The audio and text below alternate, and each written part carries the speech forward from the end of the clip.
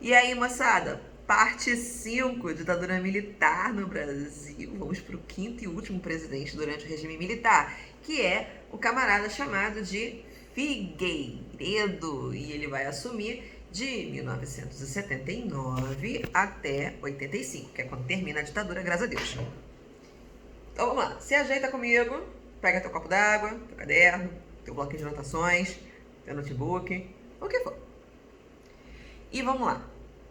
Vou botar meu e-mail aqui embaixo, que você vai poder mandar e-mail se você ficar com dúvida. Se você quiser também pode colocar aqui nos comentários do vídeo.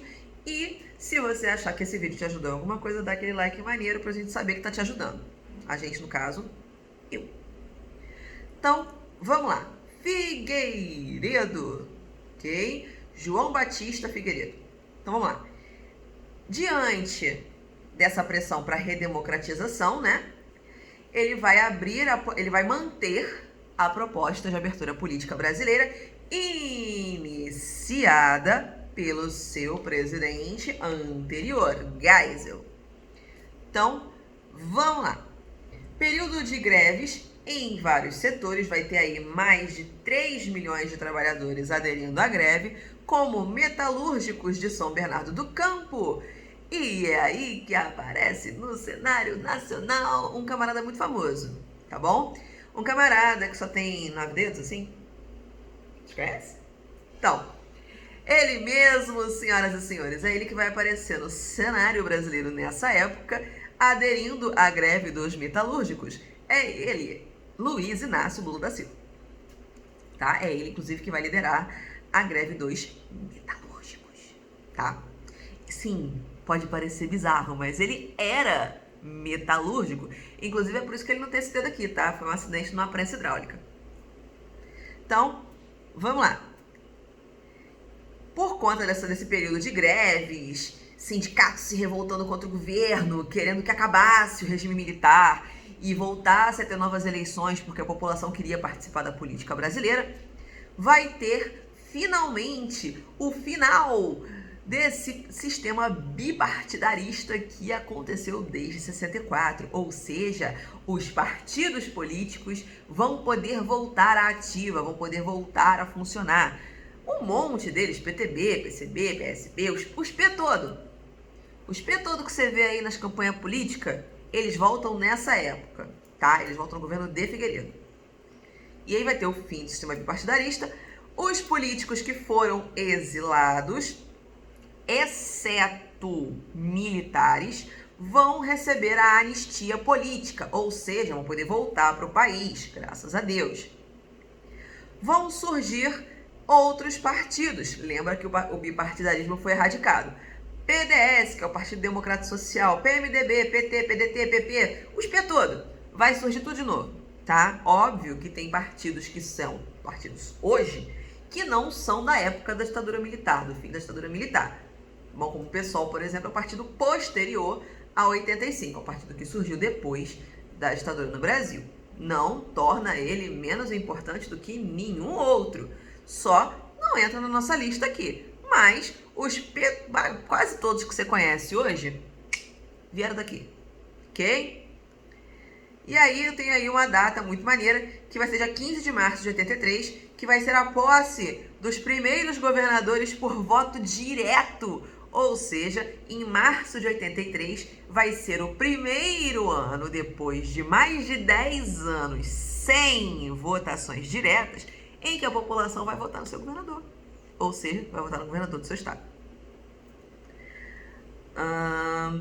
Que mais que vai acontecer? Tá?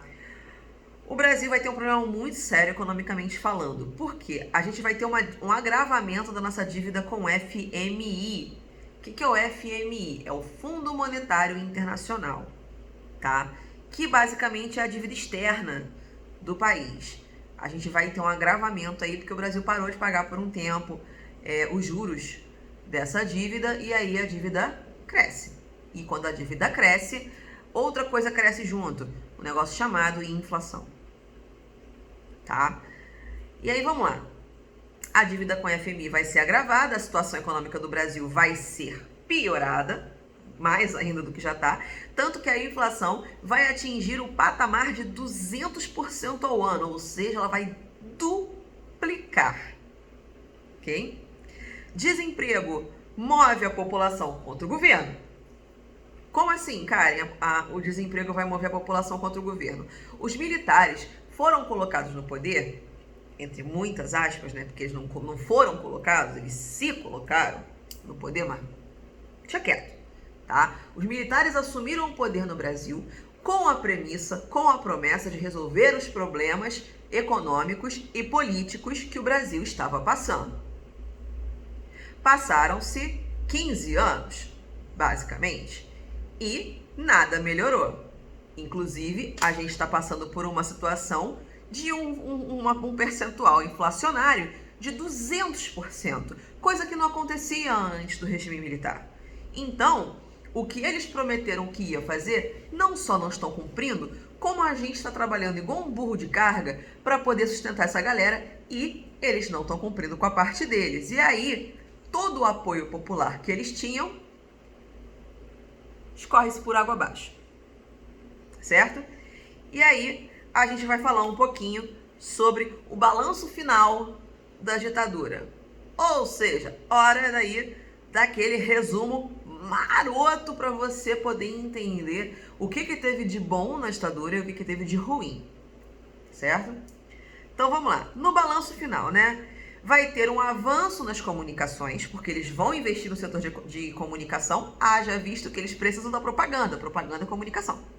Então, vai surgir a ECT, a Telebrás e a Embratel, que são empresas que logo depois vão ser aderidas por particulares. Não sei se vocês já ouviram falar, mas a Embratel, por exemplo, se eu não me engano, ela foi comprada pela Vivo. Tanto a Embratel quanto a Telemar. Investimento na produção de energia. Que energia que eu tô falando? Energia combustível, tá? Vai surgir aí o Proálcool, as usinas de Itaipu, Tucuruí e Angra 1, que inclusive é uma das maiores usinas nucleares na América do Sul. Isso aí tudo foi feito no regime militar. Estou falando das coisas boas. Primeiro, ampliação da malha rodoviária e criação da Embraer em São Paulo, companhia aérea, tá? Essa ampliação da malha rodoviária foi a ampliação da malha ferroviária já iniciada posterior ao governo de JK, posterior ao governo de Juscelino Kubitschek, tá? Ele fez 20 mil quilômetros de rodovias, as famosas BRs, e o governo militar pegou essa malha rodoviária e transformou ela numa malha mais ramificada, criou mais estradas que ligassem essas BRs entre si, ok? Educação, saúde e alimentação foram deixados à parte do desenvolvimento. Traduzindo, trocando em miúdos, os militares focaram na política e focaram na economia e deixaram a população sem investimento, sem um subsídio que dissesse que nós somos importantes, no caso, né? Educação, saúde e alimentação. A agricultura exportadora, ou seja, o agronegócio, ele vai prejudicar o suprimento interno de grãos. Por que vai acontecer isso? Porque lembra que a gente está passando por um período de inflação? Inflação é um sinônimo direto de redução dos valores, ou seja, a nossa moeda está desvalorizando. Então, tudo aquilo que a gente for vender vai vender muito mais barato. E quando a gente tiver que comprar, vai ter que pagar mais caro. E aí, para a gente contrabalançar isso, né? A gente que eu falo, os grandes agricultores, para ele contrabalançar isso, ele tem que vender muito mais para ele poder manter o negócio dele. Quando ele tem que vender muito mais, ele vai tirar do que ia ficar no Brasil para vender também. E aí, a economia nacional, a economia interna, vai sofrer uma crise, vai sofrer um problema de abastecimento, já que o agronegócio está completamente voltado para a exportação. A má distribuição de renda se torna mais evidente no período pós-ditadura, que é o que vai acontecer. A gente vai ver aí ricos, muito, muito ricos, pobres, miseráveis. Então, essa desigualdade social ela vai ficar muito aparente no final da ditadura militar, quando a gente vai ter aí o retorno do censo, o retorno da imprensa, o retorno das notificações, da realidade do Brasil, em que eu tenho uma elite extremamente enriquecida, famílias inteiras que fizeram fortuna e têm fortunas ainda hoje derivadas da ditadura militar, enquanto eu vou ter aí uma massa da população completamente desfavorecida, pobre e miserável. Ok? Então a ditadura militar só serviu para duas coisas: limitar os nossos direitos e tornar o rico rico, pobre pobre. Ah, Karen, mas teve outros desenvolvimentos. Teve, que poderiam ter tido em outros governos, que poderia ter tido com outras pessoas de outras formas, de formas inclusive muito mais sustentáveis do que hoje. Mas isso aí é papo para outra conversa, tá bom? Então, meus amores, o balanço geral da ditadura foi esse. Falamos sobre Figueiredo, que foi o nosso último presidente. E aí, se Deus quiser, a gente volta e fala mais um pouquinho sobre vários outros assuntos, tá bom? Beijo e até a próxima. Tchau, tchau.